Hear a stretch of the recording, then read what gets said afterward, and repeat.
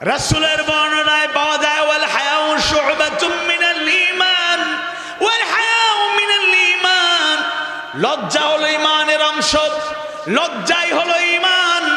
Valentine's day বাংলাদেশে আবার নাম দেওয়া হয়েছে বিশ্ব ভালোবাসা দিবস। কার্যক্রম দেখলে খোঁজখবর নিলে এতটুকু বলা অত্যুক্তি নয়, এটা হলো বিশ্ব বেহায়া দিবস। ওয়ালা তাকরাবুজ জিনা, জিনার ধারে কাছেও যেও না। অর্থাৎ জিনা করা দূরের কথা, ব্যভিচারে নিজেকে সম্পৃক্ত করা দূরের কথা, জিনার ধারে কাছেও যাওয়া যাবে না। মা বোনেরা শুনুন, লজ্জাশীলতায় অভ্যস্ত হতে হবে। নির্লজ্জের মতো জাহিলি জামানার নারীদের মতো আপনাকে চললে চলবে না। আউযু বিল্লাহি মিনাশ শাইতানির রাজীম।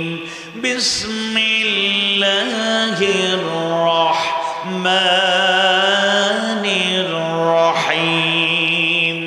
ইন্নাল্লাযীনা ইউহিব্বুনা আন তাশীআল ফাহিশাতু ফিল্লাযীনা আমানু লাহুম আযাবুন আলীম, লাহুম আযাবুন আলীমুন ফিদ দুনিয়া ওয়াল আখিরাহ ওয়াল্লাহু ইয়া'লামু ওয়া আনতুম লা তা'লামুন।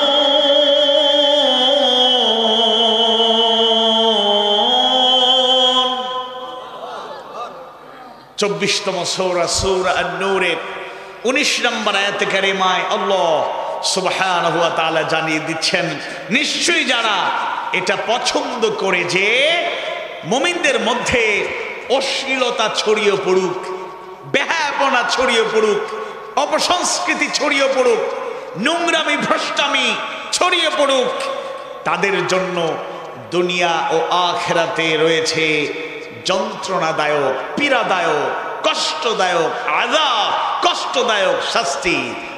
নাউযু বিল্লাহ।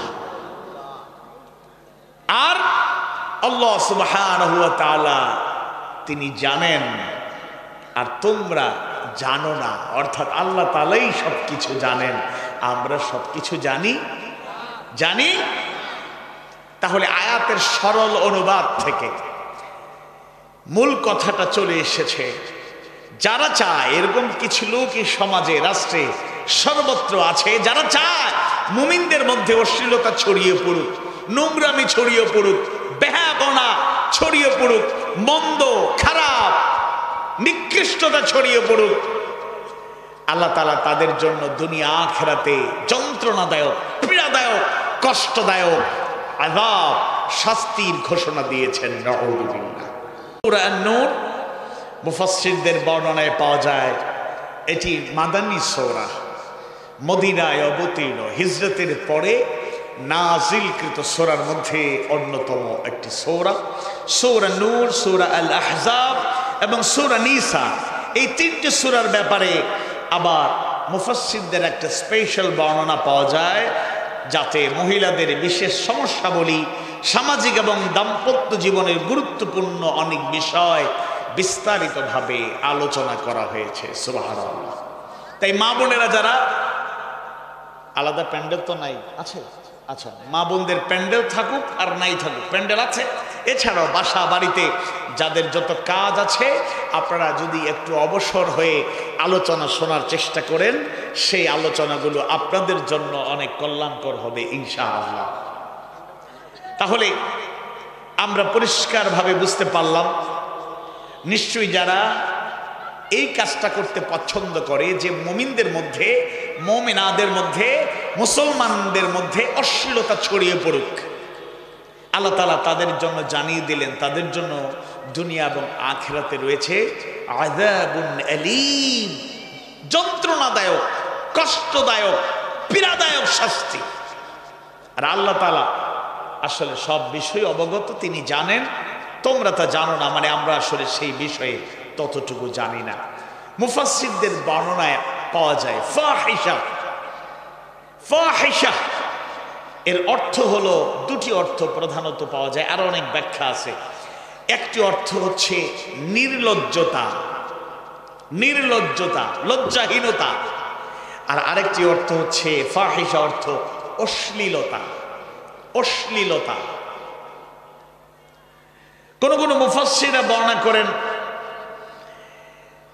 যে ব্যভিচার, জেনা, এটাও এক ধরনের অশ্লীলতা। জেনা ব্যভিচারের সমাজে আছে না নাই? আওয়াজ বাড়িয়ে বলুন, আছে না নাই? আছে। দেখুন আল্লাহ তাআলা কি বলেন। 17তম সূরা, সূরা বনী ইসরাঈলের 32 নম্বর আয়াত কারিমায় আল্লাহ সুবহানাহু ওয়া তাআলা জানায় দেন, ওয়ালা তাকরাবুজ জিনা ইন্নাহু কানা ফাহিশা ওয়া সাআ সাবিলা। জিনা করো না, আল্লাহ বলেন নাই, বলছে ওয়ালা তাকরাবুজ জিনা, তোমরা ব্যভিচারের ধারে কাছেও যেও না। ইন্নাহু কানা ফাহিশা, নিশ্চয়ই তা অশ্লীল কাজ, ওয়া সাআ সাবিলা, এবং এটা মন্দ পথ। নাউযুবিল্লাহ। আল্লাহ তাআলা বলেন নাই জিনা করো না, ব্যভিচার করো না, বলছে জিনার কাছেও যেও না। অর্থাৎ জিনা করার যত উপকরণ আছে, কাছাকাছি যাওয়ার যত ওয়ে আছে, পথ আছে, মাধ্যম আছে, তার থেকে তোমরা দূরে থাকো, তার থেকে তোমরা দূরে থাকো। অথচ জেনা থেকে দূরে থাকা দূরের কথা, জেনা ব্যভিচার চলছে সর্বত্র। সফরের ফাঁকে রিসেন্টলি আমরা 3 জন সফর সঙ্গী রাতের বেলায় মাহফিল শেষ করে বিশ্রামে থাকার নিয়তে মাহফিলে যাওয়ার আগে একটা হোটেলে বুকিং দিতে গেলাম। তা আমার সফর সঙ্গী একজন আগে গিয়েছেন, মোবাইলে বলেছে সিট খালি আছে, সিট খালি আছে। কিন্তু আমি সহ যখন আমরা 3 জনই, 2 জন ঢুকেছি, আরেকজন নিচে, আমাকে দেখার পর এবার একটু ইতস্ততা বোধ করলো, পরে বলল সিট খালি নেই। আমরা জোর জবরদস্তি করার তো কিছু নাই, সিট খালি নেই তো নাই। পরে আমরা পাশে আর একটা হোটেলে বুকিং দিলাম, মাহফিল শেষে থাকলাম। আর এই হোটেলের ব্যাপারে একটু যাচাই বাছাই করতে গিয়ে যতটুকু উপলব্ধি করতে পারলাম, সার্চ করে দেখতে পারলাম, মূলত একজন আলেমকে, হুজুরকে এই কারণেই থাকতে দেয় নাই, কারণ এই সব হোটেলে রাতের বেলায় ভালো কাজ হয় না। এর থেকে ভালো ভাষা, ভালো ভাষা আর উন্নত ভাষার ব্যবহার করতে পারলাম না। এর মানে জেনা ব্যভিচার হয় নাকি হয় না? কথা বলে না, হয় নাকি হয় না? জাহাঙ্গীরনগর বিশ্ববিদ্যালয়কে ছাত্র নামধারী একজন সন্ত্রাসী, যেই ছাত্র সংগঠনকে এখন নিষিদ্ধ হিসাবে আমরা জানি, ওই ছাত্র সংগঠনের এক নেতা বিশ্ববিদ্যালয়ের মেধাবী 100 জন ছাত্রীকে ধর্ষণ করার পরে 90-এর দশকের শেষ দিকে মিষ্টি বিতরণ করে ইউনিভার্সিটির ইতিহাসে একটি কালো অধ্যায়ের রচনা করেছিল। কত নিকৃষ্টতা, ক্ষমতা, দম্ভ, অহমিকা, কত নিকৃষ্টতার দিকে ধাবিত করেছে। 100টা ধর্ষণ করার পরে ক্ষমতার বড়াই করত এত নির্লজ্জ, বেহায়া এবং ধর্ষক, বেবিচারী, যে 100টা বোনের ইজ্জত নষ্ট করে সে মিষ্টি বিতরণ করার এই চিন্তাটা কিভাবে যে করলো, এটা কত জঘন্য এবং নিকৃষ্ট কাজ। এই সমাজে নিঃসন্দেহে 90%, 92% মুসলমানের এই দেশে একদিকে কোরআনের আলো সর্বত্র ছড়িয়ে পড়ছে, হাদিস সুন্নাহর আলো সর্বত্র ছড়িয়ে দেওয়ার চেষ্টা করা হচ্ছে। বিশ্বনন্দিত মুফাসসির কোরআন, কোরআনের পাখি হিসেবে সুপরিচিত শহীদ আল্লামা দেলোয়ার হোসেন সঈদী রাহিমাহুল্লাহ, যিনি দীর্ঘ 50টা বছর কোরআনের হৃদয়গ্রাহী তাফসীর টেকনাফ থেকে তেতুলিয়া, রূপসা থেকে পাথরিয়া, গোটা দেশের আনাচে কানাচে কোটি কোটি মানুষের কর্ণকুহরে পৌঁছে দেওয়ার চেষ্টা করলেন। তিনি 50টা দেশে সফর করে সেই সত্য সুন্দরগুলো তুলে ধরার চেষ্টা করলেন। বিশেষ করে নিজের মাতৃভূমিতে মানুষদের কর্ণকুহরে সেই সত্য সুন্দরগুলো তুলে ধরার চেষ্টা করলেন। একদিকে ইমানদারদের ইমানি চেতনাকে বৃদ্ধি করার চেষ্টা করেছেন, মুসলমানদেরকে প্রকৃত মুসলমান বানানোর জন্য কোরআন হাদিস সুন্নাহর হৃদয়গ্রাহী বয়ানগুলো তিনি উপস্থাপন করেছেন, যার বয়ান শুনলে রাসূলের সেই হাদিসটা বারবার মনে পড়ে যায়, ইন্না বিনাল বায়ানি লাসিহরান, নিশ্চয়ই কোন কোন বক্তৃতায় আছে জাদুর প্রভাব। সেই কোরআনের পাখি আল্লামা সঈদী রাহিমাহুল্লাহকে 13টা বছর জেলখানায় বন্দী করে তিলে তিলে কষ্ট দিয়ে তারা বিদায় করে দিল। তিনি চলে গেলেন, কিন্তু এরপরও এই জমিন থেকে কোরআনের আওয়াজ বন্ধ হয়ে গিয়েছে। তার জন্য আমরা শোকাহত, কষ্ট পাই। তার শূন্যতা সহজেই পূরণ হবার মতো নয়। তিনি অতুলনীয় ছিলেন। তার মতো আরেকজন 100 বছরে তৈরি হবে কিনা আমরা জানি না, তবে আমরা চাই আল্লাহ এই স্থানটুকু আপনি খালি রাখবেন না। একজন দিয়ে না হলে 10 জন, 100 জন, 1000 জনের মাধ্যমে হলেও এই জমিনে যে হাহাকার, তার জন্য যে শূন্যতা, এটাকে পূরণ করে দিন, বলুন আমিন। কিন্তু দাওয়াতি কাজ বন্ধ হয়ে গিয়েছে। লক্ষ লক্ষ মাহফিল, ছোট মাঝারি বড় মাহফিল গোটা দেশে চলছে। একদিকে মাহফিল চলছে, আবার একদিকে অশ্লীলতা, বেহায়াপনা, বিভিচার, জেনা, কুকর্ম সব চলছে। অনেককেই থামানো যাচ্ছে না।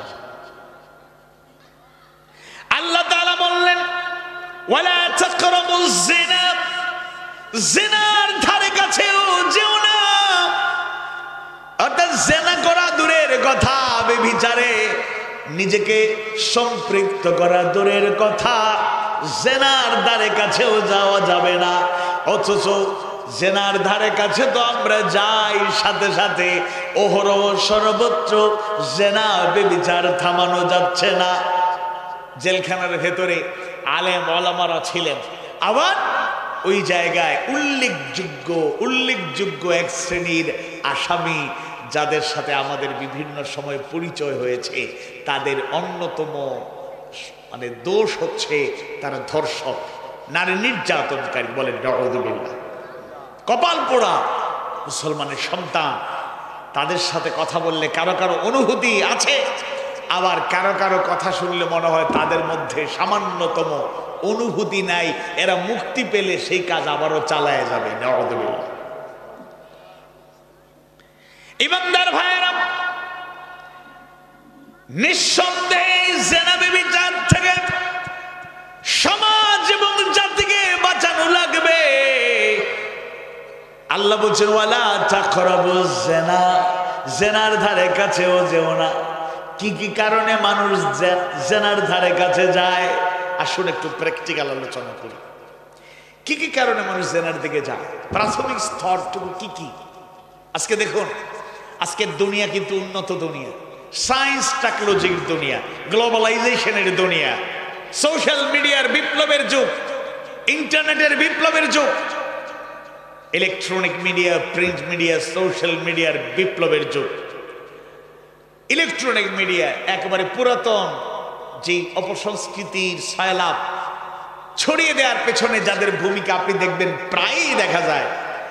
অধিকাংশ জাতীয় পত্র পত্রিকার একটা পাতা থাকে, কিংবা অর্ধ পাতা, অর্ধ পাতা নির্দিষ্ট করা থাকে, ওইখানে বিনোদনের সংবাদ দেয়। বিনোদন, নাটক ফাটক, সিনেমা, অশ্লীলতা, বেহায়াপনার এটা একটা বিজ্ঞাপন।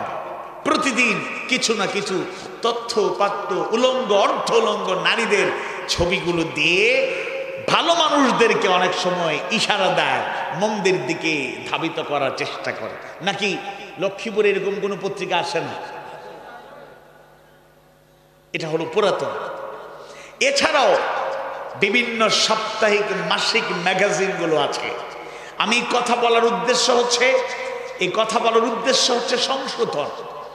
হয় আমরা পত্রিকা যারা মালিক তাদেরকে আমরা, যাদের এই সক্ষমতা আছে, যেমন আমাদের মাহফিল কমিটির সভাপতি যিনি, আল ইহসানের সভাপতি যিনি, তিনিও একজন প্রকাশক, বড় একটা পাবলিকেশনসের ওনার। তাদের মতো লোকেরা যদি একটু পরিকল্পনা নেন, কিছু কিছু মোটিভেশন চালানো, যে এর মাধ্যমে অপসংস্কৃতিগুলো ছড়িয়ে না দেওয়া।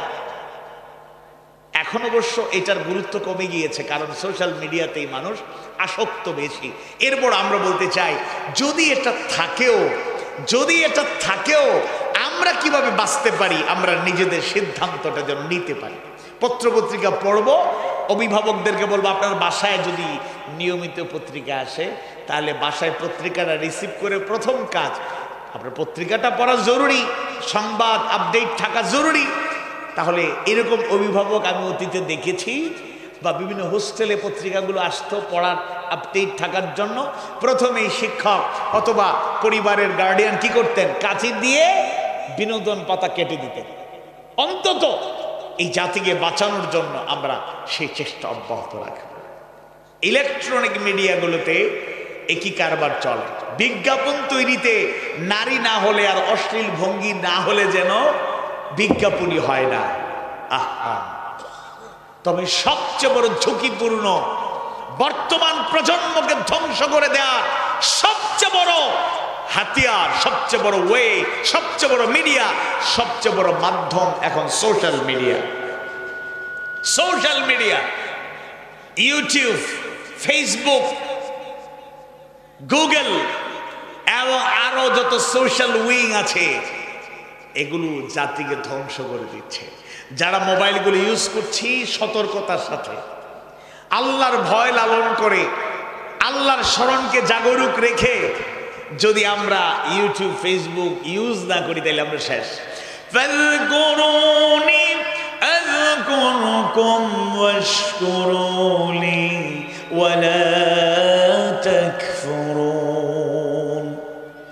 দ্বিতীয় সূরা, সর্ববৃহৎ সূরা, সূরাতুল বাকারা 152 নম্বর আয়াত কারিমায় আল্লাহ সুবহানাহু ওয়া তাআলা জানায়া দেন, ফাযকুরুনি, সুতরাং তোমরা আমাকে স্মরণ করো, আযকুরুকুম, আমি তোমাদেরকে স্মরণ করব, ওয়াশকুরুলি, আর আমার শুকরিয়া আদায় করো, ওয়ালা তাকফুরুন, আর কুফরি করো না, অস্বীকার করো না। আল্লাহকে স্মরণ করা মানে শুধু জিকির আজকার যেভাবে জবান থেকে আমরা উচ্চারণ করি এটাই নয়, কাউলি জিকিরটাও থাকবে, পাশাপাশি আরো দুইটা জিকির, আল্লাহকে আরো দুই ভাবে আমাদের স্মরণ করা লাগবে। এক নম্বরে অন্তরে সব সময় আল্লাহর স্মরণটাকে জাগরুক রাখা লাগবে। অন্তরে যদি আল্লাহর স্মরণটা সব সময় থাকে, ওই বান্দা নোংরামি, নষ্টামি, অপসংস্কৃতির দিকে ধাবিত হতে পারবে না। আর আরেকটা হলো আমলের মাধ্যমে আল্লাহর দিকের ফেলি ওয়া আমালি, সব সময় আল্লাহর দিকের কাজে কর্মের মাধ্যমে আমরা করব। ইন্নাস সালাতা কানাত আলাল মুমিনিনা কিতাবাম মাওকুতা, নির্দিষ্ট সময়ে আল্লাহ তাআলা নামাজকে ফরজ করে দিয়েছেন। যখনই মুয়াজ্জিনের কণ্ঠে আজানের ধ্বনি চলে আসবে, হৃদয়গ্রাহী ভাষায় আমাদেরকে ডাকে, হাইয়া আলাস সালাহ,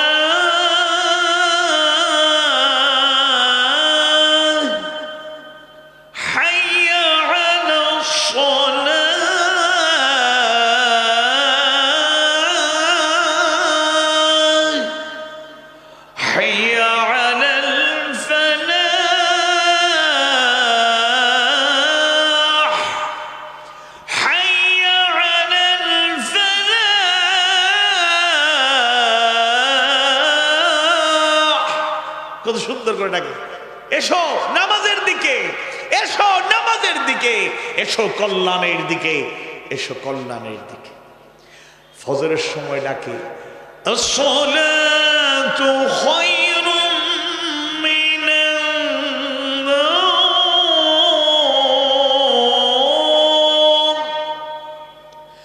আসসালাতু খায়রুম মিনান নাওম। ঘুম থেকে সালাত উত্তম, ঘুম থেকে সালাত উত্তম। আমরা কিন্তু সেই ডাকে সাড়া দিই না সবাই। ঠান্ডার দিনে রাত অনেক দীর্ঘ, বারবার ঘুম ভাঙে, আজানও শুনি, নামাজে যাই না। আল্লাহর স্মরণ আমার অন্তরে নাই। কাজে করবে আল্লাহর স্মরণ আমি দেখাতে পারিনি। রোজার সময় রোজা রাখা, হজ ফরজ হলে হজ করা, যাকাত ফরজ হলে যথাযথ নিয়ম মেনে ফরজ এই যাকাতটা আদায় করা, এটাও আল্লাহর জিকিরের ফেলি ও আমালি নমুনা। আবার আল্লাহ সুবহানাহু ওয়া তাআলা অসংখ্য গণিত আয়াত কারিমায় তাকওয়ার নীতি অবলম্বন করার ব্যাপারে জানিয়ে দেন, ইয়া আইয়ুহাল্লাযীনা আমানু তাকুল্লাহা হাক্কা তুকাতিহ। আবার সূরা আত-তাওবার 119 নম্বর আয়াত কারিমায় জানিয়ে দেন, ইয়া আইয়ুহাল্লাযীনা আমানু তাকুল্লাহ ওয়া কুনু মা'আস সাদিকিন। হে ইমানদারগণ, আল্লাহকে ভয় করো আর তোমরা সত্যবাদীদের সঙ্গী হও। তাহলে আমরা যদি আল্লাহর জিকির আর তাকওয়ার সেই সৌন্দর্য আমাদের মধ্যে লালন করতে পারি, অশ্লীলতা থেকে বাঁচায় রাখবেন যিনি, তিনি কে? আওয়াজ বাড়িয়ে বলুন কে? আমি অভিভাবকদের বলবো, সন্তান ষষ্ঠ সপ্তম শ্রেণীতে পড়ে, অষ্টম শ্রেণীতে পড়ে, কোমলমতি বাচ্চার চাহিদা আছে। মাঝখানে করোনাকালীন সময়ে অনলাইনে ক্লাস হয়েছে, এটা যে কত বড় সর্বনাশ আমাদের প্রজন্মের করেছে কিভাবে বুঝাবো আমি জানি না। Mobile, Android set, smartphone, internet connected mobile ছোট ছোট কোমলমতি বাচ্চার হাতে যেদিন থেকে বিতরণ শুরু হয়েছে, কিশোর কিশোরীদেরকে আর নিয়ন্ত্রণ সেদিন থেকে করা যাচ্ছে না। ভয়ঙ্কর অবস্থা। অভিভাবকদের সিদ্ধান্ত নিতে হবে। রাসূল 2 বাক্যে চমৎকার একটা নির্দেশনা শিখিয়ে গিয়েছেন, জানিয়ে গিয়েছেন, আকরিমু আওলাদাকুম ওয়া আহসিনু আদাবাহুম। তোমরা তোমাদের সন্তানদেরকে বেশি বেশি সম্মান করো, বেশি বেশি মহব্বত করো। ওয়া আহসিনু আদাবাহুম, আর উত্তম তালিম তারবিয়াত, উত্তম শিক্ষা তাদেরকে দাও। সুবহানাল্লাহ, আদব কায়দা শিক্ষা দাও। তাহলে আপনি আপনার সন্তানের হাতে মোবাইল তুলে দিচ্ছেন। আজকে অনেক কিশোর আমার উপর নারাজ হবে যে হুজুর কি বলে গেল। আমি তোমাদেরকে বাঁচাতে বলছি, তোমাদের জীবন রক্ষণাবেক্ষণের জন্য বলছি, নৈতিক মানকে তোমরা যেন ধরে রাখতে পারো, সেজন্যই তোমাদের ব্যাপারে এই সাজেশন তুলে ধরছি। যদি একান্ত কোনো প্রয়োজন হয়, স্কুল থেকে, মাদ্রাসা থেকে, প্রতিষ্ঠান থেকে শিক্ষার্থীদের সাথে যোগাযোগ করতেই হয়। বাসায় নিয়ন্ত্রণে একজন অভিভাবকের তত্ত্বাবধানে যদি একটা মোবাইল থাকে, সেটার মাধ্যমে জাস্ট যোগাযোগের জন্য, কোন ইনফরমেশন তার মধ্যে তার কাছে দেওয়ার জন্য, সেই যোগাযোগের জন্য তত্ত্বাবধানে অভিভাবকের নিয়ন্ত্রণে থাকতে পারে। আপনারা স্বাধীনভাবে যেভাবে মোবাইলগুলো বাচ্চাদের হাতে তুলে দিচ্ছেন, এই রেজাল্টটা কত ভয়ঙ্কর হয় সেটা আপনারা অপেক্ষায় থাকুন। আল্লাহ আমাদের বুঝার তৌফিক দিন। বলুন আমিন। আওয়াজ বাড়ি বলুন আমিন। ফেসবুক এখন জনপ্রিয় সোশ্যাল মিডিয়া, পৃথিবীর কোটি কোটি মানুষের কাছে এটা গ্রহণযোগ্য। হুজুররাও এটা ব্যবহার করেন, তবে এটাকে প্রপারলি ইউটিলাইজ করতে হবে, মিস ইউজ করা যাবে না। নিঃসন্দেহে কেউ যদি যুক্তি দেখাতে চায় ইউটিউব, ফেসবুকে, আলহামদুলিল্লাহ ভালো দিক কম নয়। শেখ মিজানুর রহমান আজহারী হাফিজাহুল্লাহ সহ জনপ্রিয় মুফাসসির যারা, দাঈ আল্লাহ যারা, ওয়াইজ যারা, ভালো হাফেজে কোরআন যারা, কারি যারা, ভালো শিল্পী যারা, আমাদের কাউসার হাবিব ভাই কি সুন্দর গজল গায় মাশাআল্লাহ। এরকম সঙ্গীত শিল্পীদের সঙ্গীত আজকে ইউটিউবে ফেসবুকে ছড়িয়ে পড়েছে, তাফসীর ওয়াজ বয়ান ছড়িয়ে পড়েছে, কোরআনের তেলাওয়াত ছড়িয়ে পড়েছে। এটা ভালো দিক, কিন্তু সতর্কতার সাথে খেয়াল রাখতে হবে। কারণ অনেক ইউটিউবার, আপনারা এখানে ইউটিউবাররা আছেন, ইউটিউবারদের ইউটিউব চ্যানেলগুলোতে একটু যদি সতর্কতার সাথে বিজ্ঞাপনটা কন্ট্রোল করা না যায়, তাহলে আখিরাতের জান্নাত জাহান্নামের ওয়াজ শুনতে গিয়ে নর্তকীদের ড্যান্স বিজ্ঞাপনে চলে আসে। আমি বানায় বলছি না, ঠিক আছে? তাহলে আজকে আমাদেরকে সতর্কতার সাথে, এগুলোই কিন্তু আমাদেরকে ধীরে ধীরে জেনা বেবিচারের দিকে নিয়ে যাচ্ছে, অশ্লীলতার গহীনে আমাদেরকে শেষ করে দিচ্ছে। এজন্য আমাদেরকে সতর্কতার সাথে তাকওয়ার নীতি অবলম্বন করে আল্লাহর স্মরণকে সামনে রেখে অশ্লীলতা বেহায়াপনাকে প্রতিরোধ গড়ে তোলার জন্য চেষ্টা করতে হবে। দুঃখজনক হলেও সত্য, আমাদের সিনেমা জগতের যারা আছেন, এক অভিনেত্রী তো কালকে ধরা খাইছে না? আচ্ছা আচ্ছা, হুমায়ুন আহমদ সাহিত্য জগতে উজ্জ্বল নক্ষত্র, মানুষের কাছে পপুলার ফেমাস ব্যক্তিত্ব। উপন্যাস, গল্প যদিও সবগুলো একেবারে অ্যাকসেপ্টেবল নয়, জাতির কাছে, মানুষের কাছে সব ক্ষেত্রে আমভাবে গ্রহণ করার মতো নয়, কিন্তু এজ এ সাহিত্যিক তিনি কিন্তু যথেষ্ট পপুলার, গ্রহণযোগ্য ব্যক্তিত্ব ছিলেন। তার এই পুঁজিকে কাজে লাগিয়ে তার স্ত্রী, তার সম্পদ, সেগুলো ভক্ষণ করার চেষ্টা সে অব্যাহত রেখেছে। পাশাপাশি অপসংস্কৃতিকে প্রমোট করার ক্ষেত্রে, বাংলাদেশে প্রতিষ্ঠার ক্ষেত্রে যাদের ভূমিকা আছে সেও একজন। পাশাপাশি এই কয়েকদিন একটানা বিভিন্ন স্ট্যাটাস দেওয়ার মাধ্যমে জালেমদের পক্ষে যেভাবে ভূমিকা পালন করেছে, কিছু কিছু ক্ষেত্রে মানুষ সত্যের ভক্ত নরবের জম, শক্তের ভক্ত নরবের জম। আমরা ন্যাচারালি থাকবো ভদ্র, নম্র, শালীন, মার্জিত, আমরা উগ্র হব না, উশৃঙ্খল হব না, কিন্তু একটা নীতি মনে রাখতে হবে। আমরা স্বাভাবিকভাবে থাকবো সবসময় নম্র। রহমানের বান্দারা কেমন হয়?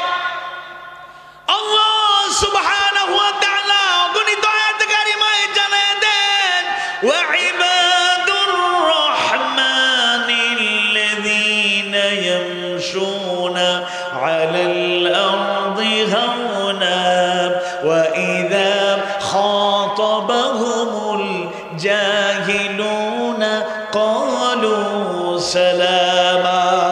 ওয়া ইবাদুর রহমান, রহমানের বান্দা যারা জমিনে কিরকম বিনম্রভাবে, এরা ইয়ামশুনা আলাল আরদি হাওনা, বিনম্রভাবে সুন্দর করে তারা জমিনে বিচরণ করে। এরা অহংকারী মতো অহংকার প্রদর্শন করে না। এই নীতিটাও মনে রাখতে হবে। সূরা ফাতহের 29 নম্বর আয়াতে কারিমায় আল্লাহ সুবহানাহু ওয়া তাআলা জানিয়ে দেন, মুহাম্মাদুর রাসূলুল্লাহ ওয়াল্লাযীনা মাআহু আশিদ্দাউ আলাল কুফফারি রুহামাউ বাইনাহুম। মুহাম্মদ সাল্লাল্লাহু আলাইহি সাল্লাম আল্লাহর রাসূল আর তার সঙ্গী সাথী যারা, অর্থাৎ সাহাবায়ে কেরামের গুণাবলী বর্ণনা করা হচ্ছে। তারা হলেন আশিদ্দাউ আলাল কুফফার, কুফফারদের ব্যাপারে বজ্র কঠোর, কুফরির ব্যাপারে, অন্যায়ের ব্যাপারে বজ্র কঠোর। রুহামাউ বাইনাহুম, আর নিজেদের ক্ষেত্রে অত্যন্ত কোমল। সুবহানাল্লাহ। আল্লাহ তার রাসূলকে জানিয়ে দিচ্ছেন সূরা আলে ইমরানের 159 নম্বর আয়াত। একজন দায়িত্বশীল হতে গেলে এই গুণগুলো অর্জন করতে হয়।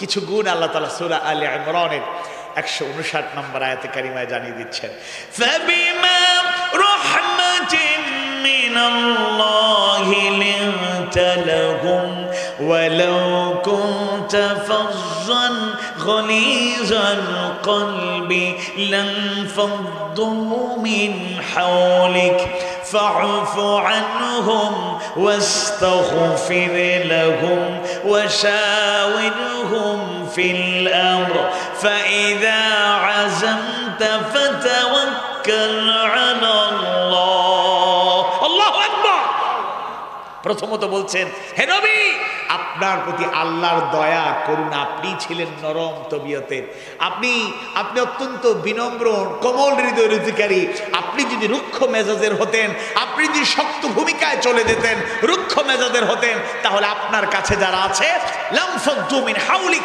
কাছের লোকেরা দূরে সরে যেত ছিটকে পড়তো কাছে আসতো না আল্লাহু আকবার এটা বিনম্রতার বাস্তব নমুনা কিন্তু মনে রাখতে হবে সূরা ফাতহির 29 নম্বর আয়াতে কারিমা আল্লাহ তাআলা জানিয়ে দিচ্ছেন আশিদ্দাউ আলাল কুফার কুফারের ব্যাপারে কুফরির ব্যাপারে অন্যায়ের ব্যাপারে প্রকৃত মুমিন যারা এরা নীরব থাকতে পারে কথা বলেন নীরব থাকতে পারে আমরা যখন জিনা ব্যভিচার অশ্লীলতা বেহায়াপনা অনাচার এগুলো দূর করতে চাই আজকে বাংলাদেশের টেকনাফ থেকে তেতুলিয়া রূপসা থেকে পাথরিয়া সর্বত্র তরুণ প্রজন্মের একটা উল্লেখযোগ্য অংশ এরা মাহফিলের সাথে যুক্ত হয়ে গিয়েছে বলেন আলহামদুলিল্লাহ কিছু কিছু লোকের মাথা ব্যথা কিছু কিছু লোকের মাথা ব্যথা সবাই বলা বলি শুরু করে দিয়েছে একজন মুক্তিযোদ্ধা তার প্রতি আমার ব্যক্তিগত শ্রদ্ধা আছে কারণ যারা দেশকে স্বাধীন করার ক্ষেত্রে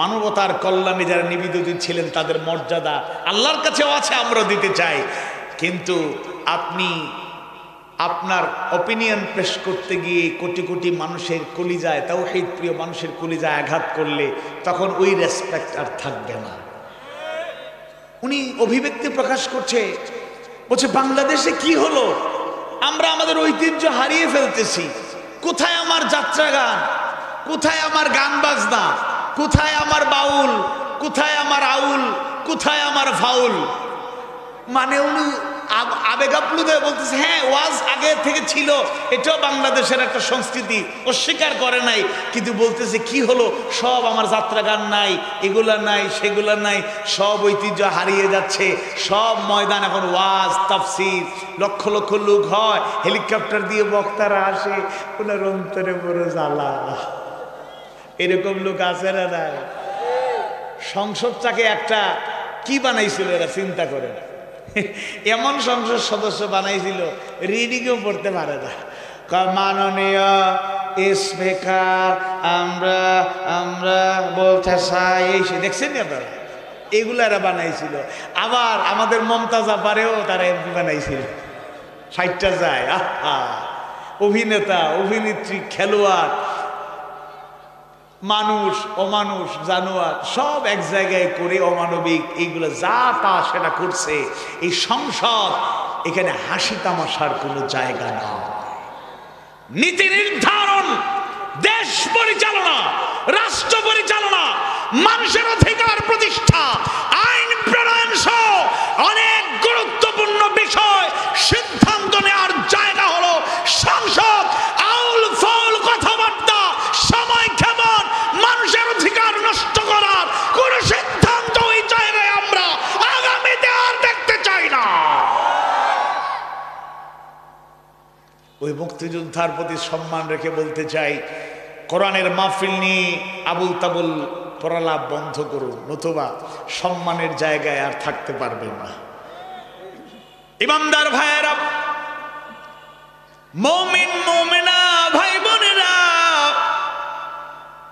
আল্লাহ সুবহানাহু ওয়া তাআলা 24তম সূরা সূরা আন-নূরের 19 নম্বর আয়াতে কারিমায় ফাহিশার বিস্তারকারীদের ব্যাপারে হুঁশিয়ার উচ্চারণ করলেন আর সেই ফাহিশার ব্যাখ্যায় মুফাসসিররা আরেকটা অর্থ বলেছেন আরেকটা অর্থ হলো নির্লজ্জতা লজ্জা নির্লজ্জতা হলো ফাহিশা মানে লজ্জাহীনতা রাসূলের বর্ণনায় পাওয়া যায় ওয়াল হায়াউ শু'বাতুম মিনাল ঈমান ওয়াল হায়াউ মিনাল ঈমান লজ্জা হলো ঈমানের অংশ লজ্জাই হলো ঈমান আল্লাহর রাসূলের জীবন আদর্শ আমাদের জন্য উসওয়ায়ে হাসানা সূরা আল আহজাবের 21 নম্বর আয়াতে কারিমায় আল্লাহ সুবহানাহু ওয়া তাআলা জানায় দেন লাকাদ কানা লাকুম ফি রাসূলিল্লাহি উসওয়াতুন হাসানাহ, তোমাদের জন্য একমাত্র আল্লাহর রাসূলের জীবনেই রয়েছে সর্বোত্তম আদর্শ। সুবহানাল্লাহ। সেই আল্লাহর রাসূলের জীবন আদর্শ যদি স্টাডি করতে চান, যদি জানার চেষ্টা করেন, পেয়ে যাবেন। আল্লাহ রাসূলের অন্যতম একটা পরিচয় ছিল, তিনি লজ্জাশীল ছিলেন। সাহাবায়ে কেরামের মধ্যে লজ্জাশীলতা ছিল। নির্লজ্জ এবং বেহায়া লোকেরা আসলে ইমানের প্রকৃত স্বাদ আস্বাদন করতে পারে নাই। যারা মুমিন, যারা মুমিনা, তারা লজ্জাশীল হবে, নির্লজ্জ হবে না। তাই নির্লজ্জতা ছড়িয়ে যারা দিতে চায়, আল্লাহ তাআলা তাদের ব্যাপারে জানায় দেন, লাহুম আযাবুন আলীমুন ফিদ দুনিয়া ওয়াল আখিরাহ, তাদের জন্য দুনিয়া আখিরাতে রয়েছে যন্ত্রণাদায়ক পীড়াদায়ক শাস্তি। মা বোনেরা শুনুন, লজ্জাশীলতায় অভ্যস্ত হতে হবে। নির্লজ্জের মতো জাহিলি জামানার নারীদের মতো আপনাকে চললে চলবে না। আপনি একজন মুমিনা, আপনি মুসলিম পরিবারে জন্ম নিয়েছেন, আপনি একজন মুসলিমা, প্র্যাকটিসিং মুসলিম হওয়ার চেষ্টা করতে হবে।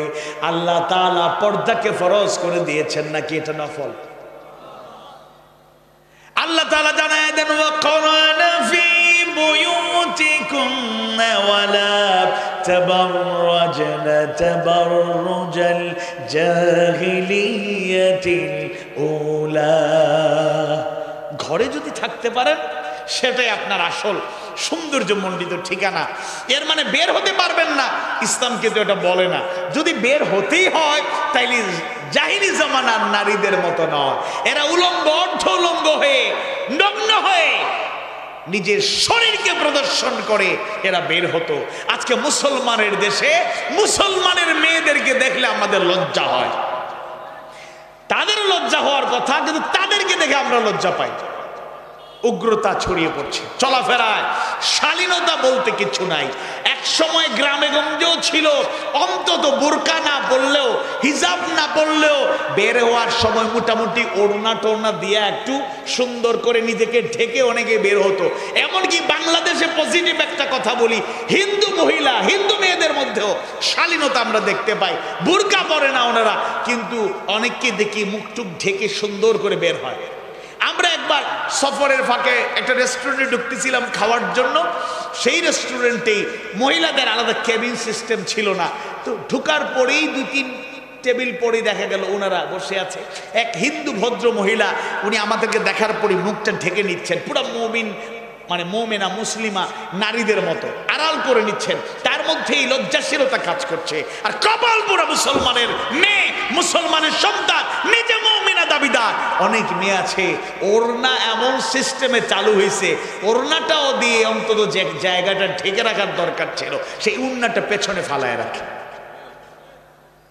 আহা আহা, নিজের মর্যাদাটা আপনি নিজেই বুঝতে পারছেন না। ইসলাম আপনাকে মর্যাদা দিয়েছে, অধিকার দিয়েছে। অধিকার মানে এটা নয় বেপরদা হয়ে রাজপথে বের হয়ে যাওয়া, পুরুষদের সাথে ধাক্কাধাক্কি করে আপনাকে মাহফিলে মানে বিভিন্ন রাস্তাঘাটে চলাফেরা করে। আমরা রিসেন্টলি একটা মাহফিলেও সতর্ক করেছি, মানুষের এত ভিড় দেখা যায় ওই মাহফিলের যাইতে গেলে এখানে বাজার হাট বসে যায়, এখানেও আছে কিন্তু ওই রকম না, সুন্দর সিস্টেমে অনেক বাজার হাট মেলা বসে। দেখা যায় নারীরা মেলায় একবার লাইন ধরে ধরে। আমার সফর সঙ্গী একজন বললেন, ভাই দুঃখজনক এখানে আইসা দেখি মেয়েরা নারীরা পুরুষদের ধাক্কা দিয়ে চলে যাচ্ছে। কি একটা অবস্থা! এটা কি মুসলমানের দেশ নয়? এটা কি আমি কি মুসলিম? আমি মুমিন মুমিনা নই? আমি আমার মধ্যে কেন এই লজ্জাশীলতা নাই? আল্লাহ তাআলা পর্দাকে ফরজ করেছেন। এই লজ্জাশীলতা নিয়ে নিজেকে ঢেকে রেখে এটা আপনার সম্মান বাড়াবে, এটা আপনার সম্মান বাড়ায়, আপনার মর্যাদা বাড়ায়। কেন আপনি বুঝতে চান না? আপনাকে সীমাবদ্ধ করে আপনার অধিকার ইসলাম নষ্ট করে না। আপনি মনে রাখবেন, আপনি মায়ের জাতি, আপনার মর্যাদা সবচেয়ে বেশি। মাওলানা মাহবুবুর রহমান হাফিজাহুল্লাহ উপস্থাপনা করতে গিয়ে আমাদের ভাইয়ের মা নিয়ে যে গানটা কাউসার হাবিব ভাই গাইলেন, ওইটার ব্যাখ্যা করতে গিয়ে মায়ের মর্যাদা তিনি হাদিসের মাধ্যমে বর্ণনা করেছেন। আমি আর একটু স্মরণ করাইয়া দিতে চাই, সেই হাদিস আমাদের জানা, আল জান্নাতু তাহতা আকদামিল উম্মাহাত, মায়ের পায়ের নিচে সন্তানের জান্নাত। সুবহানাল্লাহ। আপনি মায়ের জাতি, আপনি বোনের জাতি, আপনি স্ত্রীর জাতি, আপনাকে প্রত্যেকটা সেক্টরে ইসলাম মর্যাদা দিয়েছে।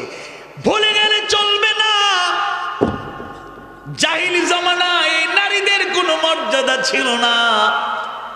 তাফসীর ইবনে কাসীর, তাফসীর কুরতুবীর বর্ণনায় পাওয়া যায়, আরবের কিছু কিছু গোত্রের বৈশিষ্ট্য ছিল, তাদের সংস্কৃতি ছিল এমন, যদি তাদের পরিবারে কারো কন্যা সন্তান জন্ম নিত, এটা অপমানের লজ্জার কারণ হয়ে যেত। নাউযুবিল্লাহ। তাই লজ্জা থেকে, অপমান থেকে বাঁচার জন্য কিছু কিছু গোত্র তারা এই অভ্যাসে অভ্যস্ত হয়ে গিয়েছিল, তাদের ঘরে কন্যা সন্তান জন্ম নিলে তারা তাদের কন্যাগুলোকে জীবন্ত কবর দেয়া দিত। বলেন নাউযুবিল্লাহ। এটা বানানো কোনো কথা নয়। সূরা তাকবীরের ৮ এবং ৯ নম্বর আয়াত যদি তেলাওয়াত করি, তাফসীর ব্যাখ্যা জানার চেষ্টা করি, তাহলে পরিষ্কার হয়ে যাবে। ওয়া ইযাল মাউউদাতু সুইলাত বিআইয়ি যামবিন কুতিলাত, ওই দিন ওই জীবন্ত কবরস্থ যাদেরকে দুনিয়ায় কবর দেওয়া হয়েছিল, ওই কন্যাগুলোকে, মেয়েগুলোকে প্রশ্ন করা হবে, কি কারণে, কি অপরাধে তোমাদেরকে জীবন্ত কবর দেওয়া হলো। যেই জাহিলি জামানায় মেয়েগুলোকে জীবন্ত কবর দেওয়া হতো, যে জাহিলি জামানায় নারীদেরকে পণ্যের মতো কেনা বেচা করা হতো, যে জাহিলি জামানায় নারীদের কোনো সম্মান মর্যাদা ছিল না, ইসলাম আসলো, আল্লাহর পক্ষ থেকে হেদায়েতের বাণী রাসূলের মাধ্যমে সর্বত্র ছড়িয়ে পড়তে শুরু করলো। যেই নারীরা এত অবহেলিত ছিল, তারা এত মর্যাদা পেয়ে গেল। হিসেব নিকেশ করলে দেখবেন ইসলাম নারীকে ঠকায় নাই, বরং উল্লেখযোগ্য হিসেব করলে দেখা যাবে সব মিলিয়ে পুরুষদের থেকে নারীদের কদর করেছেন আল্লাহ, কদর করেছেন রাসূল, সম্মান মর্যাদার আসনে বসিয়েছে ইসলাম। আল্লাহু আকবার। আপনি আপনার মর্যাদা রক্ষা করে চলুন। মা বোনদের অনুরোধ করি, নির্লজ্জতা একটা ফাহিশা, একটা অশ্লীল কাজ, মন্দ কাজ, খুবই খারাপ কাজ। আপনি লজ্জাশীল হন, এটা ঈমানের একটা অংশ। পর্দার মধ্যে থাকুন, শালীন মার্জিত থাকুন। আবার পর্দার নামেও এখন বেপর্দা কাজ হয় নাকি হয় না? লক্ষ্মীপুরে মনে এরকম নাই, মানে বোরকা, কিন্তু বোরকা এত টাইট আর বললাম না, এটা শরীর প্রদর্শিত হয়, কি বলবো। বোরকা এত সাজসজ্জা, বোরকা ছাড়া একটা মেয়ে স্বাভাবিক ঘুমটা দিয়ে গেলে যতটুকু আকর্ষণ হতো, বেপর্দা হয়ে গেলে যতটুকু আকর্ষণ হতো, এত ফ্যাশনেবল, এত স্টাইলিশ বোরকা আবিষ্কার হয়েছে। অনেক বোরকার ব্যবসায়ীরা এত উন্নত বোরকা বাংলাদেশে নিয়ে এসেছেন, দামি দামি বোরকা, 10-15-20 হাজার টাকার কম বেশি এত দামের বোরকা, কিন্তু এত স্টাইল, এত ফ্যাশন, দেখা যায় এটাও একটা পর্দাহীনতার কারণ হয়ে দাঁড়িয়েছে। কথা বলে না, ঠিক কিনা?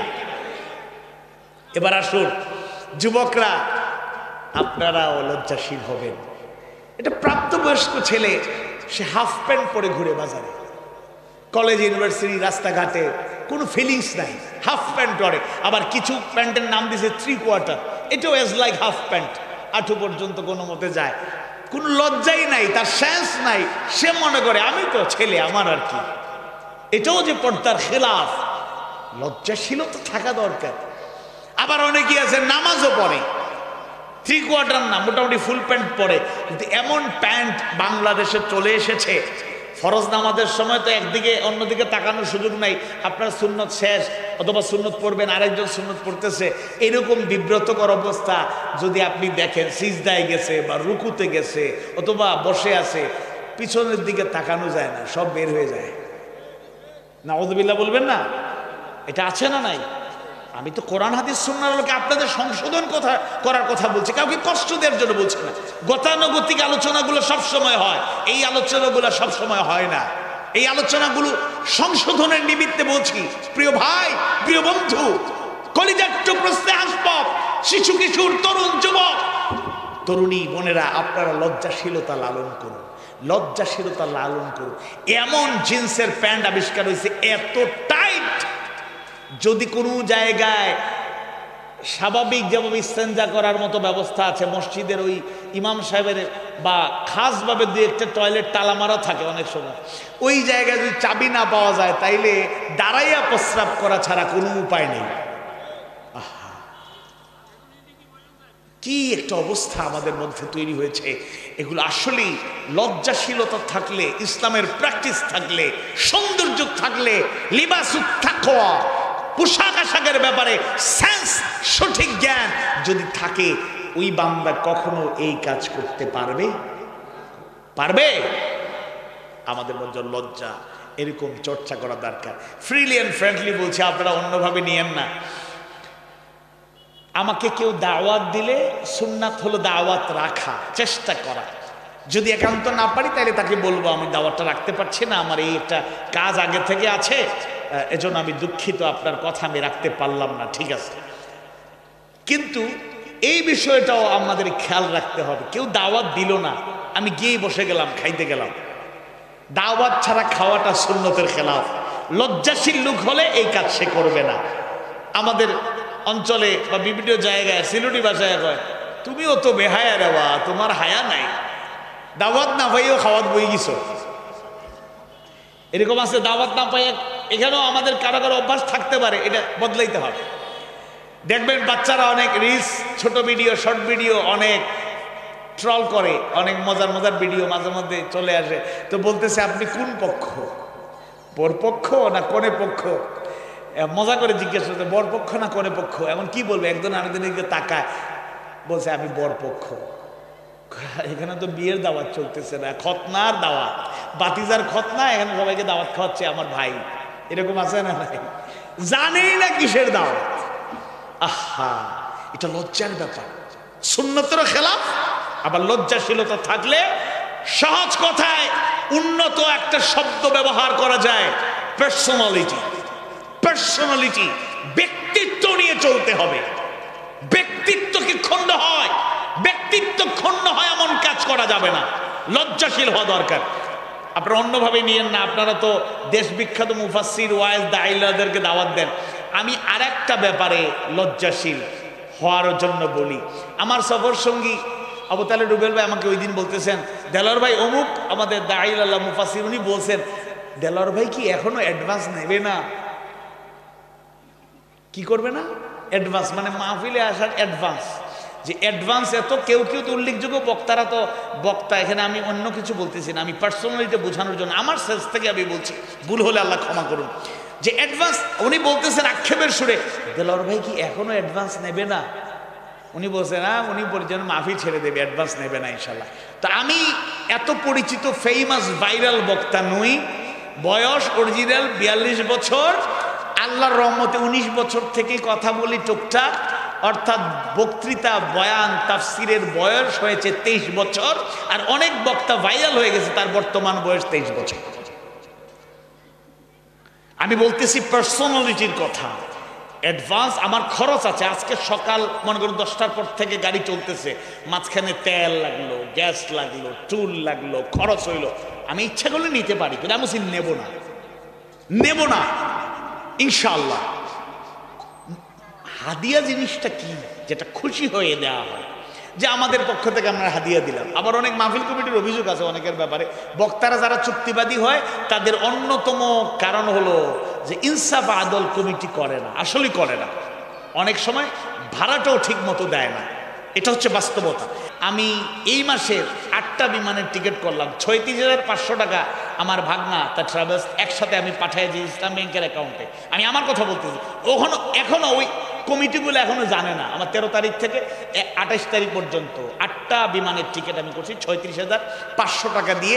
কমিটি এখনো জানে না, আমি আমার নিজের দায়িত্বে পকেটের টাকা খরচ করে এটা করছি। This is personality, this is personality, this is personality. আমি চিরস্থায়ী দুনিয়া আসি নাই, এই মাহফিল থেকে কথা বলে শেষ করে বিদায় নিয়ে যেতে পারবো কোন গ্যারান্টি আছে? টাকা দিলেন খুশি হয়ে, যাওয়ার সময় বদুয়া দিলেন, জালেম জালেম জোর করে টাকা নিয়ে গেছে। আহা, আর টাকা নিলাম না, কিছু করলাম না, লোকেরা কমিটি বললো অমুক লোকটা আসছিল, বক্তৃতা তো ভালো করতে পারে না, আলেম ভালো না, এত সুন্দর বক্তৃতা করতে পারে না, কিন্তু লোকটা একটা বৈশিষ্ট্য আছে, টাকা নিয়ে কোনো গ্যাদারিং করে নাই, ঝামেলা করে নাই, আমরা ঠকাইছি, এরপরে কিছু বলে নাই, মুচকি হাসি দিচ্ছে, অন্তত দোয়া তো পাবো। কি বলে? লজ্জাশীলতার কথা আমি বলছি। This is personality.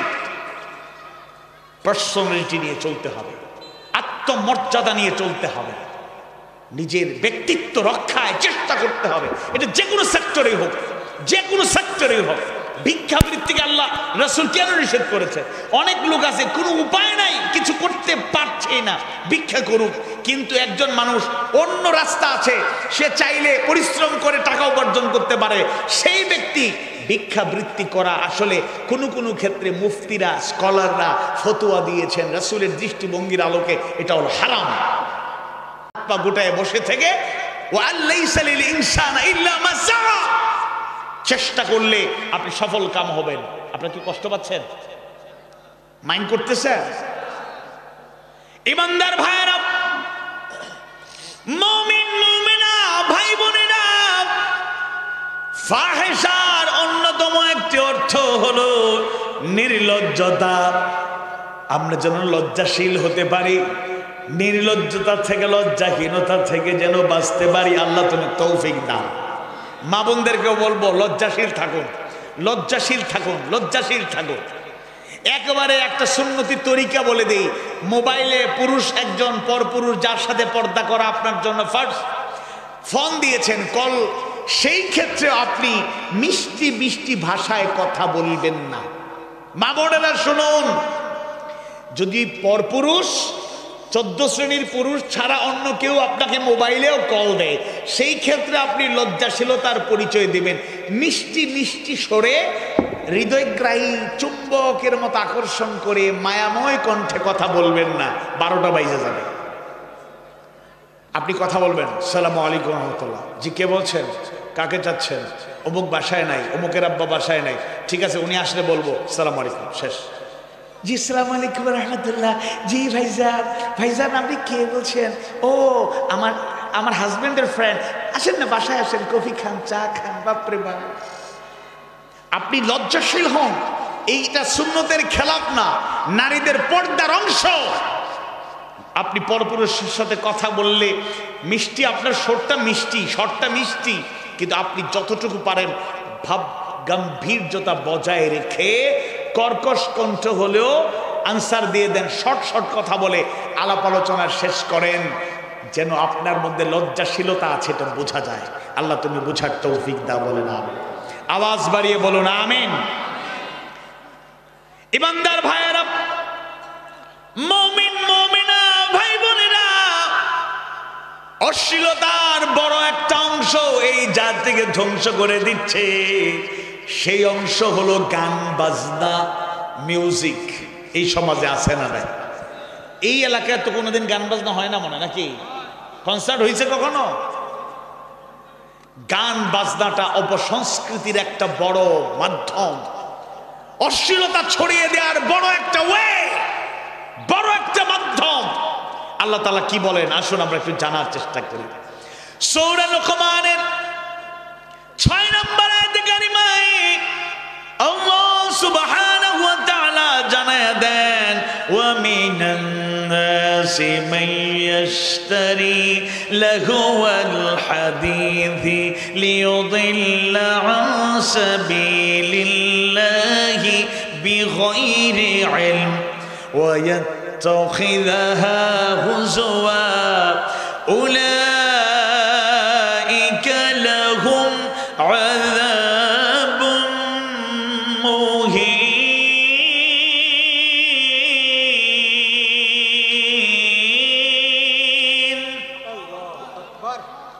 এক শ্রেণীর লোক আছে যারা মানুষকে আল্লাহর পথ থেকে ভ্রান্ত করার উদ্দেশ্যে অন্ধভাবে গান বাজনা বাদ্য যন্ত্র সংগ্রহ করে এবং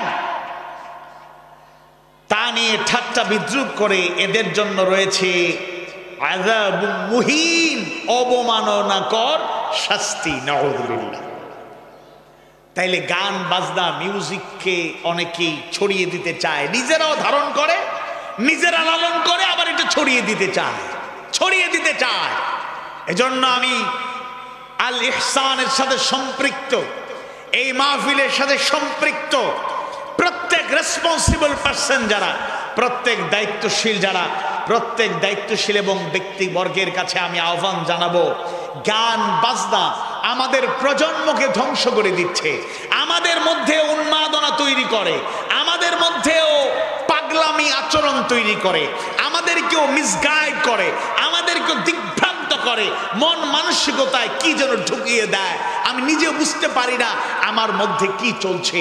এজন্য এটা জাদুর প্রভাবের মতো, নেগেটিভলি এটা জাদুর প্রভাবের মতো। মিউজিক, এমন অনেক লোক আছে এই এলাকায় হয়তো নাই, যাদের অভ্যাস হয়ে গেছে হেডফোন ব্যবহার করে, ইয়ারফোন ইউজ করে, রাতের বেলায় গান শুনে শুনে ঘুমায়। তারাই উত্তম, যারা ঘুমানোর সময় যদি কিছু শুনতে চায় কোরআন তেলাওয়াত শুনে, অন্তত অনেকেই বলে তাফসীর শুনি, ওয়াজ শুনি, কে বলে গজল শুনি, সুন্দর কিছু গ্রহণ করে যদি রাত্রিবেলায় কেউ ঘুমাতে যায়, এটা নিঃসন্দেহে সৌন্দর্যমণ্ডিত। আপনাদের কষ্ট হচ্ছে? কিছু মানুষের কষ্ট হচ্ছে। যাই, আজকে প্রথম রাত হিসাবে বেশি লম্বা করব না, এখনই অল্প কিছুক্ষণের মধ্যেই শেষ করব ইনশাআল্লাহ। আমি দুঃখিত এই কারণে, আমি গতানুগতিক যে আলোচনাগুলো আমরা সবসময় করি তার বাহিরে গিয়ে একটু আলোচনা করছি, যার কারণে হয়তো আপনার মজা লাগতেছে না, নাকি? মজা বিষয়টা হলো, যেগুলো আমাদের সমস্যা হচ্ছে এই কথাগুলো বেশি দরকার এই সমাজটাকে ধ্বংস করার পেছনে। আমরা একটু হাদিস শুনি, এবার হাদিস শোনার পরেই আমরা শেষ দিকে যাব। অল্প 2-3টা হাদিস আমরা একটু শুনি, যেগুলোর মাধ্যমে আমাদের তাফসীরটা, 4টা হাদিস, 3টা হাদিস আর একটা অংশ আমি এটা শোনাইয়া এরপরে আমি শেষ দিকে যাব ইনশাআল্লাহ। অত্যন্ত গুরুত্বপূর্ণ একটা হাদিস, বুখারী শরীফের 5590 নম্বর হাদিস। قال رسول الله صلى الله عليه وسلم, আল্লাহ রাসূল সাল্লাল্লাহু আলাইহি ওয়াসাল্লাম বলেছেন, لا يكونن من امتي اقوام يستحلون الحرى والحرير والخمر والمعازف। রাসূল সাল্লাল্লাহু আলাইহি ওয়াসাল্লাম বলেছেন, অবশ্যই আমার পরে এমন কিছু লোক আসবে যারা জিনা, রেশম, নেশাদার দ্রব্য এবং গান বাজনা বাদ্যযন্ত্রকে হালাল মনে করবে। নাউযুবিল্লাহ। রাসূল বলছেন, এমন কিছু লোক আসবে আমার পরে যারা 4টা হারামকে হালাল মনে করবে এবং এটা হালাল হিসাবে ছড়িয়ে দিতে চাইবে। সেটা 1 নাম্বার হলো জিনা, নাউযুবিল্লাহি মিন যালিক, যে ব্যাপারে আমরা আলোচনা করেছি। 2 নম্বরে হলো রেশমের পোশাক পরা, বিশেষ করে পুরুষদের জন্য এটা হারাম, এটা নাজায়েজ, সেই ব্যাপারে খেয়াল রাখবেন। সোনার অনেক আংটি, সোনার অনেক ব্রেসলেট অনেক পুরুষরা ইউজ করেন, চেইন ইউজ করেন, এগুলো করবেন না। যদি আপনার একান্ত কেনা হয়ে যায়, ভাবিকে দিয়ে দেন, বোনকে দিয়ে দেন, আম্মাকে দিয়ে দেন, মেয়েকে দিয়ে দেন, আপনি এটা ইউজ করবেন না প্লিজ। এরপরে যেটা, সেটা হচ্ছে ওয়াল খামরা, নেশা, মানুষকে অশ্লীল কাজের দিকে, মন্দ কাজের দিকে এবং নষ্টামি ভ্রষ্টামির দিকে যেটা ধাবিত করে, অন্যতম মাধ্যম হলো নেশা জাতীয় দ্রব্য। আমার একটা আর্টিকেল, আমার একটা ছোট্ট বই প্রকাশিত হয়েছে, আধারে আলোর ঝলকানি, সংস্কৃতি নিয়েও একটা লেখা আছে, তন্মধ্যে আরেকটা লেখা আছে মাদক ও মাদকাসক্তি, আইন ও পরিণতি। মাদকের ব্যাপারে এটা 1.5-2 বছর আগে লেখা, একটু স্টাডি করতে গিয়ে যা পেলাম, বাংলাদেশে 24 প্রকারের মাদক, এখন আরো বাড়তে পারে। 1.5-2 বছর আগে লাস্ট তথ্য অনুযায়ী কম বেশি 24 প্রকারের মাদক বাংলাদেশে ঢুকে গিয়েছে। পড়তে গিয়ে এমন কিছু নাম পেলাম, নোট করতে গিয়ে, লিখতে গিয়ে এমন কিছু নাম পেলাম, ইতিপূর্বে জীবনে একবার ওইগুলোর নামই শুনি নাই। আমরা তো মদ, গাজা, আফিম, ইয়াবা, বাবা, এগুলোই তো চিনি, আর বেশি কিছু চিনি না। এগুলোই না, কত রকমের মাদক আমাদের ঢুকে গিয়েছে আমাদের সমাজে। সন্ত্রাসী কর্মকাণ্ড, চাঁদাবাজি, মাস্তানি, খুন খারাপি, অশ্লীল কাজ, বেহাপনা, কুপুর কাজ, বেভিচার, জেনা, অন্যায়, অপকর্ম, চুরি, ছিনতাই, রাহাজানি, যত কিছু হচ্ছে এর অন্যতম একটা কারণ হলো মাদকাসক্ত লোকেরাই এগুলো করে। হুশ জায়গা থাকে না, নেশার জগতে যখন চলে যায়, নেশা করে যদি বাসায় ফিরে বউরে ডাকে মা, মারে ডাকে বোন, বোনরে ডাকে স্ত্রী, নাউযুবিল্লাহি মিনাল হুশ নাই। এই লোক তো যে কোনো কাজ করতে পারে, এই লোক যে কোনো কাজ করতে পারে। এজন্য ইন্নামাল খামরু ওয়াল মাইসিরু ওয়াল আনসাবু ওয়াল আজলামু রিজসুম মিন আমালি শাইতান ফাজতানিবু। এই আয়াত নাযিল হওয়ার পরে মদ হারাম হয়ে গিয়েছে, জুয়া হারাম হয়ে গিয়েছে। এই জমিনে মাদক, জুয়া সহ সকল অপকর্মের মূলোৎপাটন করার জন্যই জাতিকে জাগ্রত হতে হবে, তরুণ প্রজন্মকে ভূমিকা পালন করতেই হবে। আসেন আপনারা, এটা এখনো তরুণ হয় না, সামনে তরুণ, এখনো কিশোর, বুঝতেছে না, ঠিক এই ইমোশনাল বয়স 13 থেকে 19। তবে এই বয়সটাও ঝুঁকিপূর্ণ, আল্লাহ এদেরকে হেফাজত করো। আর শক্তভাবে বলার কারণে এদের জন্য আলাদা দোয়া করলাম, আল্লাহ তুমি কবুল করো। এরপরে হাদিস আন ইবনে আব্বাস রাদিয়াল্লাহু আনহু আন রাসূলুল্লাহি সাল্লাল্লাহু আলাইহি ওয়াসাল্লাম। এটাও বাইহাকির বর্ণনা এসেছে, মিশকাত শরীফের বর্ণনায় আছে, ইন্নাল্লাহা তাআলা হারামাল খামরা ওয়াল মাইসিরা ওয়াল কুবা। নিশ্চয়ই আল্লাহ তাআলা মদ, জুয়া এবং সব ধরনের বাদ্যযন্ত্রকে হারাম করেছেন, এটাকে হালাল করার কোনো সুযোগ নাই। আরেকটা হাদিস ইবনে মাজাহ এবং মিশকাত শরীফের বর্ণনা এসেছে, আর আবি উমামা রাদিয়াল্লাহু আনহু قال قال رسول الله صلى الله عليه وسلم لا تبيعوا القينات ولا تشتروهن ولا تعلموهن وثمنهن حرام। এটা একটু ব্যতিক্রম এবং নতুন একটা টার্ম, গুরুত্বপূর্ণ একটা হাদিস। রাসূল সাল্লাল্লাহু আলাইহি ওয়াসাল্লাম বলেছেন তোমরা গায়িকা নর্তকীদের বিক্রয় করো না, আবার বলেছেন তোমরা ক্রয়ও করো না। তাদের গান বাজনা বাদ্যযন্ত্র শিখিয়ে দিও না, তাদের উপার্জন হারাম। তাদের উপার্জন হালাল না হারাম?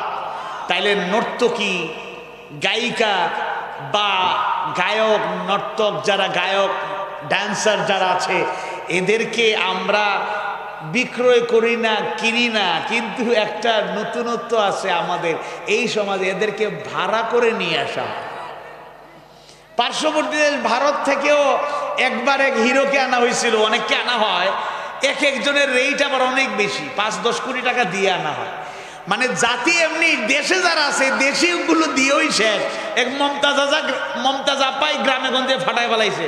এর মধ্যে আবার ভারত থেকে আমদানি করে, বিভিন্ন দেশ থেকে আমদানি করে এসে অপসংস্কৃতির সায়লাভে জাতিকে ভাসিয়ে দিতে চায়। নিঃসন্দেহে হারাম কাজ থেকে নিজেরাও বাঁচবো, জাতিকেও বাঁচাবো। আল্লাহ তাআলা কবুল করুন, বলুন আমিন। সর্বশেষ যে বিষয়টি দৃষ্টি আকর্ষণ করতে চাই, 14ই ফেব্রুয়ারি ভ্যালেন্টাইন্স ডে। বাংলাদেশে আবার নাম দেওয়া হয়েছে বিশ্ব ভালোবাসা দিবস। কার্যক্রম দেখলে, খোঁজখবর নিলে এতটুকু বলা অত্যুক্তি নয়, এটা হলো বিশ্ব বেহায়া দিবস, নোংরামি নষ্টমীর দিবস। আমাদের দেশে এটা ছিল না।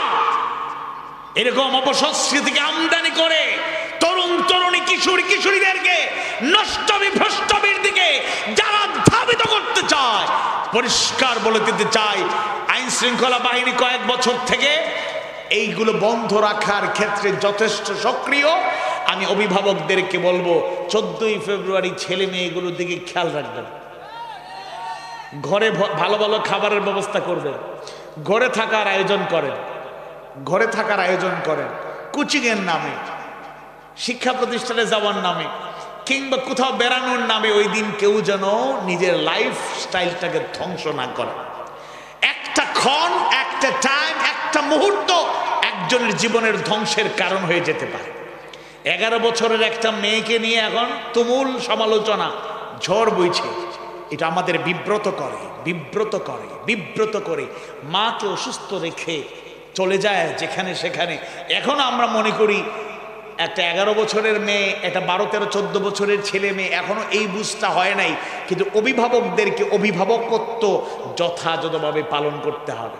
এবং আমরা অন্তর্বর্তীকালীন সরকারের কাছে আহ্বান জানাতে চাই, অন্তত 2025 সালের 14 ফেব্রুয়ারি থেকে এই দেশে ওই দিবস পালনের নামে কোনো আনুষ্ঠানিক অপসংস্কৃতি, বাহাপনা, অশ্লীলতার চর্চা যেন না হয়। আপনারা শক্তভাবে, মজবুতভাবে সিদ্ধান্ত নিয়ে এটা কার্যকর করুন। আল্লাহ তাআলা বুঝার তৌফিক দিন বললাম। আর আমরা নিজেরাও সতর্ক থাকব। এই যে ছেলেদের হেয়ার স্টাইল, তাদের চলাফেরা, উঠা বসা, গেট আপ, সেট আপ, কথাবার্তা, অ্যাটিটিউড সব চেঞ্জ হয়ে যাচ্ছে। ইসলামী সংস্কৃতি থেকে আমরা চলে যাচ্ছি অন্য সংস্কৃতিতে।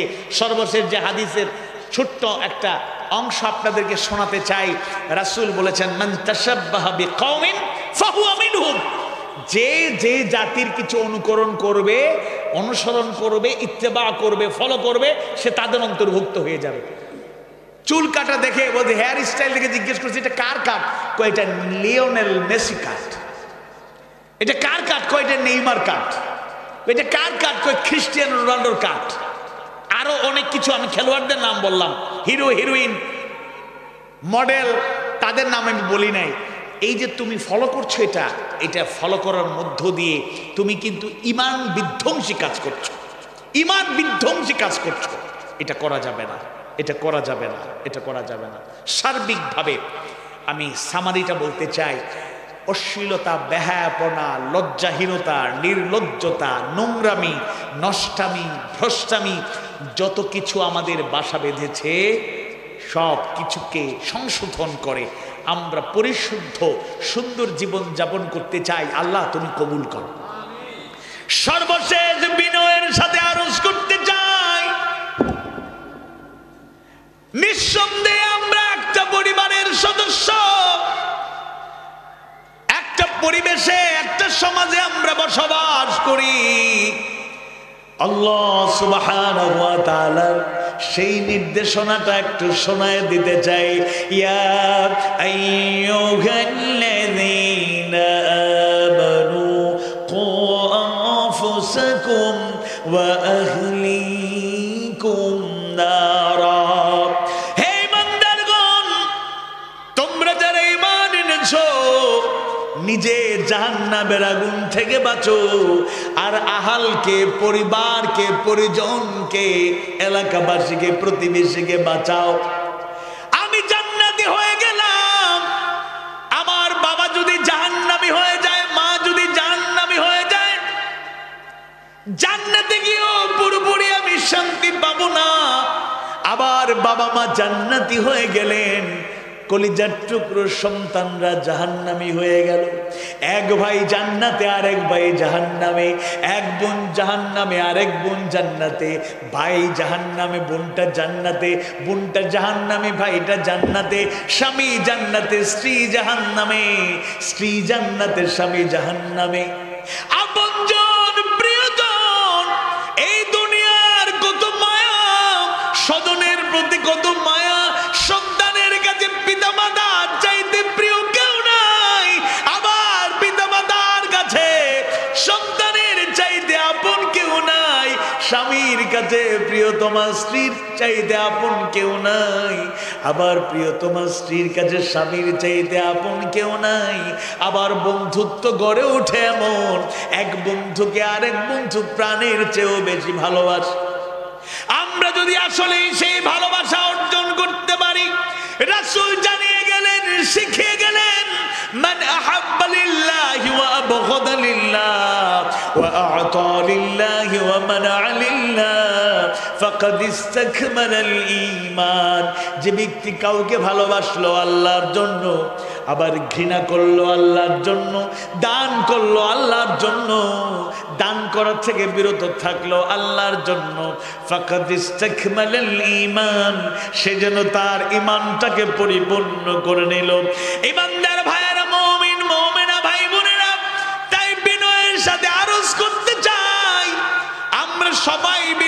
পরিবার পরিজন আত্মীয় স্বজন বন্ধু বান্ধব আপনজন সবাই মিলে আমরা জান্নাত উপযোগী হতে চাই আর জাহান্নামের আগুন থেকে বাঁচতে চাই।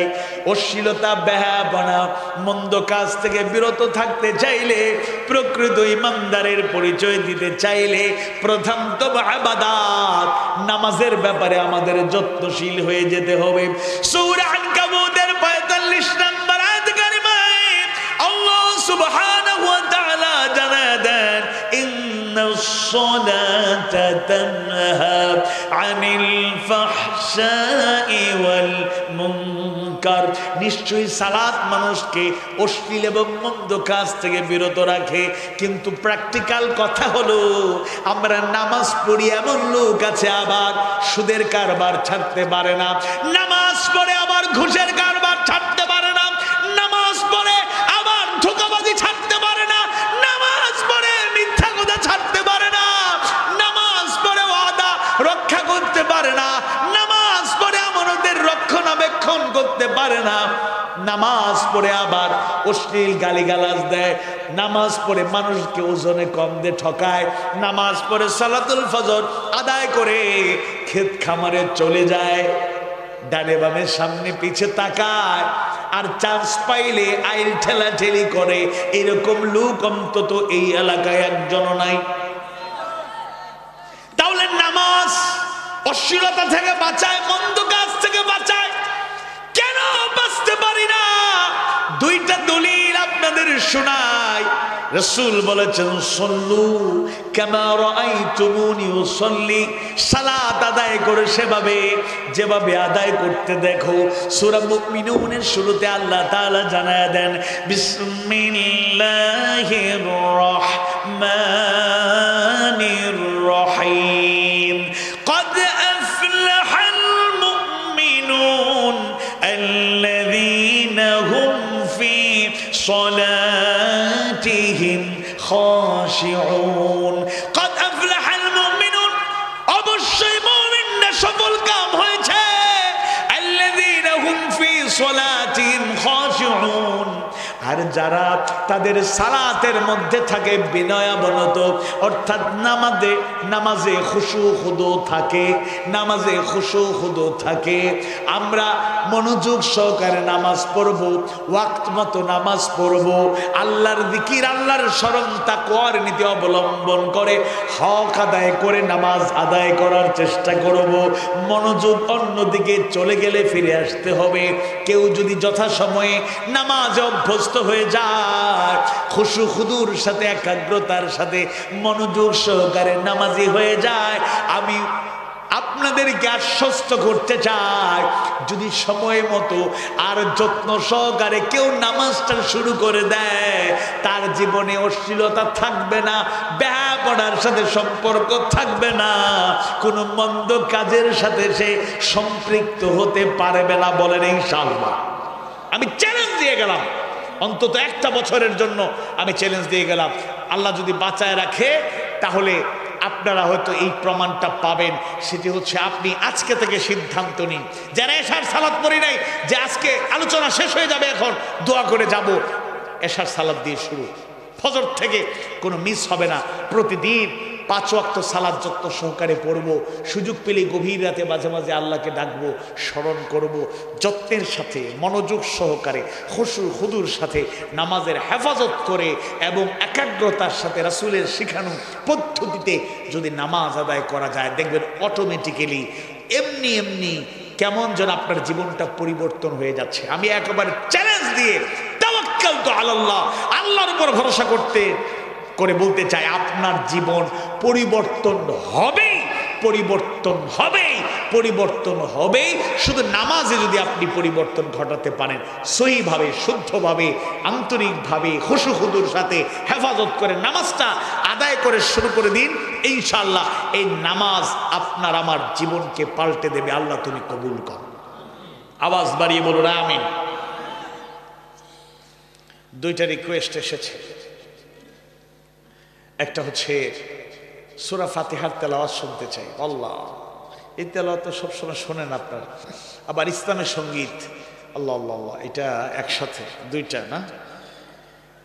সঙ্গীত তো শোনাইছে আপনাদেরকে, একটা অংশ শোনাবো ইনশাল্লাহ, শুধু তেলাওয়াতটা শোনাই।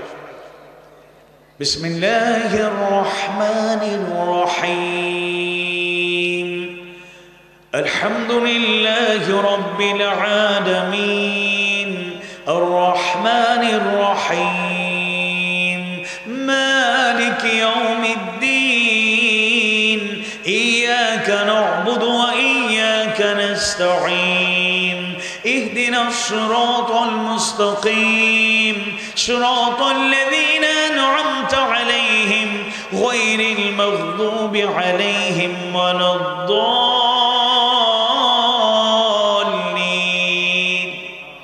آمين। হাজার গানের মাঝে একটি গান যদি, হাজার গানের মাঝে একটি গান যদি আল্লাহর কাছে প্রিয় হয়, সেই তো খুশির কথা, সেই তো সফলতা, সেই তো খুশির কথা, সেই তো সফলতা। চাওয়া পাওয়া আর কিছু নয়, চাওয়া পাওয়া আর কিছু নয়। আমার কোনো গানে কোনো কথা সুরে তোমাদের মন যদি উড়ে যায় সুদূরে, আমার কোনো গানে কোনো কথা সুরে তোমাদের মন যদি উড়ে যায় সুদূরে, রসুলের মদিনায় কাবার পথে, রসুলের মদিনায় কাবার পথে,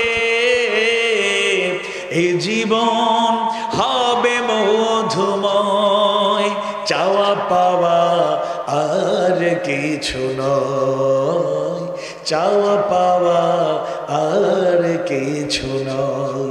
হাজার গানের মাঝে একটি গান যদি, হাজার গানের মাঝে একটি গান যদি আল্লাহর কাছে প্রিয় হয়, সেই তো খুশির কথা, সেই তো সফলতা, সেই তো খুশির কথা, সেই তো সফলতা। চাওয়া পাওয়া আর কিছু নয়, চাওয়া পাওয়া আর কিছু নয়, চাওয়া পাওয়া আর কিছু নয়।